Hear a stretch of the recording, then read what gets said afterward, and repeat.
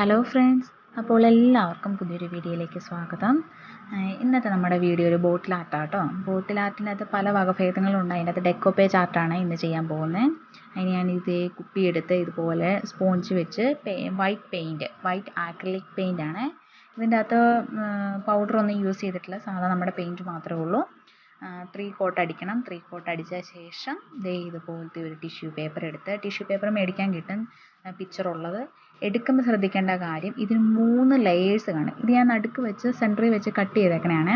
4 പീസാണ് ഒരു ടിഷ്യൂ പേപ്പറിൻ്റെ അകത്ത് ചിത്രങ്ങളുള്ളത്. അപ്പോൾ ഇത് നമ്മൾ ഒട്ടിക്കുന്നതിന് മുമ്പ് ശ്രദ്ധിക്കേണ്ട കാര്യം, ഇതിൻ്റെ ഉള്ളിൽ തന്നെ 3 ലെയറായിട്ട് ടിഷ്യൂ ഉണ്ടാകും. അതിൻ്റെ അകത്ത് 2 ലെയർ മാറ്റി ഏറ്റവും ലാസ്റ്റത്തെ ലെയറിലാണ് നമ്മുടെ പിക്ചർ ഉള്ളത്. അതാണ് നമുക്ക് വേണ്ടത്. കാരണം എന്താണെന്ന് വെച്ചാൽ, ഇല്ലെങ്കിൽ പേപ്പർ ഒട്ടിച്ചേക്കണേ നമുക്ക് മനസ്സിലാകും. അതിന് വേണ്ടിയാണ്. എന്നിട്ട് നമുക്ക് ആവശ്യമുള്ള പടം ഇതുപോലെ ഒരു ചെറിയൊരു ബ്രഷ് എടുത്ത് വെറുതെ ജസ്റ്റ് ഒന്ന് നനച്ചിട്ട് ഇതുപോലെ വരച്ചു കൊടുക്കണം. എന്നിട്ട് വേണം ആ ഭാഗം കീറിയെടുക്കാൻ. ഇല്ലെങ്കിൽ എന്താ പ്രശ്നം എന്ന് വെച്ചാൽ, പേപ്പർ നമ്മൾ നനച്ചിട്ട് കീറുന്നതും അല്ലാതെ കീറിയേക്കുന്നതും നിങ്ങൾക്ക് കണ്ടാൽ മനസ്സിലാകും. ഏതാണ്ട് പിച്ചി വലിച്ച് കീറിയേക്കണ പോലെ ഇരിക്കും.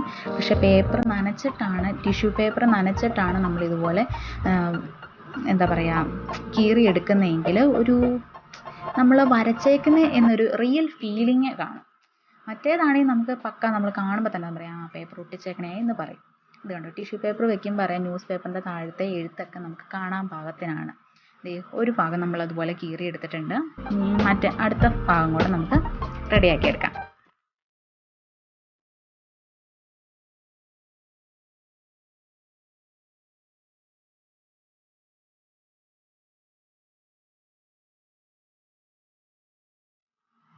ഇപ്പം നമ്മുടെ 2 ഭാഗവും റെഡി ആയിട്ടുണ്ട്. ഇതുപോലെ വെക്കാനാട്ടോ ഞാൻ വിചാരിക്കുന്നത്. ഇതുപോലെ സെറ്റ് ചെയ്യാം ബോട്ടിലിൻ്റെ അകത്ത് 2 വശങ്ങളിലും എന്നാണ് വിചാരിക്കുന്നത്. എന്നെ ക്ലിയർ ആയിട്ടാണ് കിട്ടിയേക്കണം നോക്കി. ഇതുപോലെ നമുക്ക് ആവശ്യമുള്ള ഭാഗം മാത്രം. ഇപ്പം നിങ്ങൾക്ക് ആ സൂര്യകാന്തി വേണ്ട എങ്കിൽ അത് എടുക്കണ്ട. ഇനി നമുക്ക് അതിൻ്റെ അകത്തേക്ക് ഒട്ടിക്കാം. അതിന് ഞാനിവിടെ എടുക്കുന്നത് മോഡ് പോഞ്ച് ആണ്. അതായത് നമ്മുടെ ഫെവിക്കോളിൻ്റെ അകത്തേക്ക് കുറച്ച് വെള്ളം കൂടെ ചേർത്ത് എടുത്തിട്ടാണ് മോഡ് പോഞ്ച് തയ്യാറാക്കുന്നത്. അതല്ല നിങ്ങൾക്ക് മോഡ് പോഞ്ച് കടയിൽ നിന്ന് മേടിക്കാനും കിട്ടും. ഇവിടെ റൗണ്ട് ബ്രഷാണ് ഞാൻ എടുത്തത്. ജസ്റ്റ് ഒത്തിരി നമ്മൾ അപ്ലൈ ചെയ്യരുത്. ഒത്തിരി അപ്ലൈ ചെയ്ത് കഴിഞ്ഞാൽ പേപ്പർ ഒട്ടിപ്പിടിച്ച് കീറിപ്പോകാൻ ചാൻസ് ഉണ്ട്.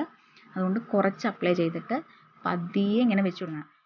പ്രത്യേകം ശ്രദ്ധിക്കണം, ടിഷ്യൂ പേപ്പർ ഒട്ടിക്കുമ്പോൾ ഫുള്ളായിട്ട് നമ്മുടെ ഫെവിക്കോൾ അപ്ലൈ ചെയ്ത ശേഷം അല്ലെങ്കിൽ മോഡ് പോഞ്ച് അപ്ലൈ ചെയ്ത ശേഷം നമ്മൾ വെച്ച് കൊടുക്കരുത്. കാരണം ചുളുങ്ങിപ്പോവും. പിന്നെ നമുക്ക് പറിച്ചെടുക്കുമ്പോൾ ചിലപ്പോൾ കീറിപ്പോകാൻ ചാൻസ് ഉണ്ട്. കാരണം ടിഷ്യൂ പേപ്പർ ആകുമ്പോൾ നിങ്ങൾക്ക് അറിയാം ഒരുപാട് നേരത്തെ ഒരു പേപ്പറാണ് അത്.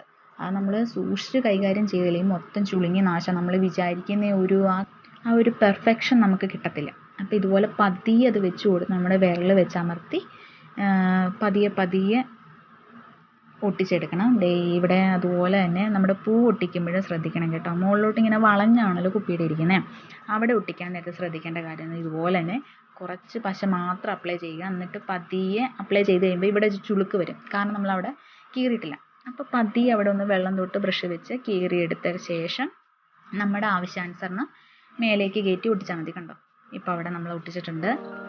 നിങ്ങൾക്ക് കാണുമ്പോൾ മനസ്സിലാകും. പറയുന്നേക്കാൾ കൂടുതൽ കണ്ടു കഴിയുമ്പോൾ നിങ്ങൾക്ക് മനസ്സിലാകും എന്ന് ഞാൻ വിചാരിക്കുന്നു. പിന്നെ അതുപോലെ തന്നെ നിങ്ങളിപ്പോൾ ഈ അറ്റമൊക്കെ പൊങ്ങി നിൽപ്പുണ്ടല്ലോ സൂര്യകാന്തിയുടെ, അവിടെയൊക്കെ നിങ്ങൾക്ക് പേപ്പർ അല്ല ഇതുപോലെ പശ തേച്ച് ഒട്ടിക്കാൻ പറ്റില്ല. ഇതുപോലെ ജസ്റ്റ് അതിൻ്റെ മേളിൽ കൂടെ പശ തേച്ചൊന്ന് ഒട്ടിച്ച് വിട്ടാൽ മതി. കാരണം നമ്മൾ അടിയിൽ ഒട്ടിക്കണമെന്നില്ല. പേപ്പർ തീരെ നൈസ് ആയതുകൊണ്ട് തന്നെ നമ്മൾ മുകളിൽ തേക്കുന്ന പശ പെട്ടെന്ന് തന്നെ പേപ്പറിൻ്റെ അടിയിലേക്കും ആയിക്കോളും. അതിനുശേഷം ഫുള്ളായിട്ട് ഒട്ടിച്ച ശേഷം ഇതുപോലെ മോഡ് പോഞ്ച് ഒരു കോട്ട് നമ്മൾ ആ പിക്ചറിൻ്റെ മേളിൽ കൂടെ ഒരുപാട് വാരിക്കോരി ഒഴിക്കരുത്. പേപ്പർ പെട്ടെന്ന് പിഞ്ചിപ്പോയി കീറിപ്പോകും. പതിയെ ഒന്ന് തേച്ച് ഉണക്കിയെടുക്കണം. ഇത് നമ്മുടെ ഉണങ്ങിയതാണ്. ഇനി നമുക്ക് അടുത്ത സെറ്റും കൂടെ എടുത്ത് ഇതിൻ്റെ മേലെ ഒട്ടിക്കണം. അത് ഇതിൻ്റെ ഇപ്പുറവശത്ത് ഇതുപോലെ സെറ്റ് ചെയ്യാൻ വേണ്ടിയാണ് ഉദ്ദേശിക്കുന്നത്. അപ്പം നമുക്ക് ഇത് ഒട്ടിക്കുന്നതിന് വേറെ രീതി ഞാൻ കാണിച്ചു തരാം. നമുക്ക് ഒരുപാട് രീതികളുണ്ട് കേട്ടോ ടിഷ്യൂ പേപ്പർ നമ്മുടെ ബോട്ടിലും ഒക്കെ അപ്ലൈ ചെയ്യുന്നതിന്. അപ്പോൾ ഇനി കാണിക്കുന്നത് ഫുള്ളായിട്ടല്ല, അതിൻ്റെ സെൻറ്റർ പോർഷൻ ഞാനിതുപോലെ അടിയൊട്ട് മേളിൽ വരെ മോഡ് പോഞ്ച് അപ്ലൈ ചെയ്തു.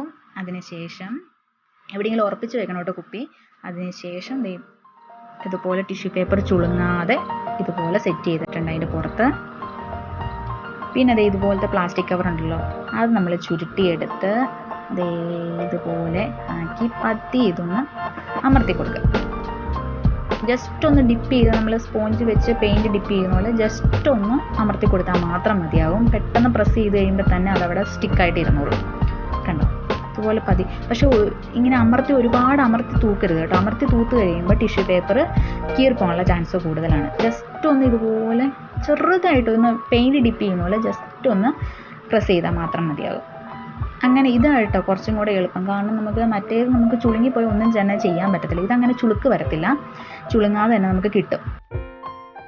ചെറിയൊരു ചുളുക്കൊക്കെ ഉണ്ടെങ്കിൽ നമ്മൾ ഈ പ്ലാസ്റ്റിക് വെച്ച് ജസ്റ്റ് ഒന്ന് അമർത്തി കൊടുത്തു കഴിഞ്ഞാൽ പെർഫെക്റ്റ് ആയിട്ട് ഇരുന്നോളും കേട്ടോ, പ്രശ്നമൊന്നുമില്ല.